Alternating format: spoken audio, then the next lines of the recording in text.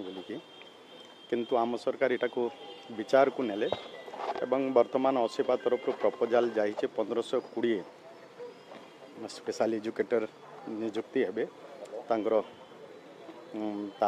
वर्तमान प्रपोजाल जा सारी आगामी दिन रे नियुक्ति हम जोटि कि बहुत दिन रो दाबी आज जो थिला किंतु ताको आम सरकार निश्चय विचार को नहीं आगामी दिन रे 1520 स्पेशल एजुकेटर नियुक्ति देवे तेणु निश्चय ये जो आवश्यक थिला सेटा फुलफिल हम।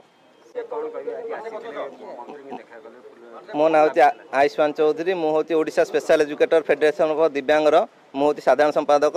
तो Odisha special educator federation for दिव्यांग दीर्घ दिन ओडिशा प्रदेश दिव्यांग पिलांकर शिक्षा और स्वाभिमान सर्वदा चेष्टा कर आसुला।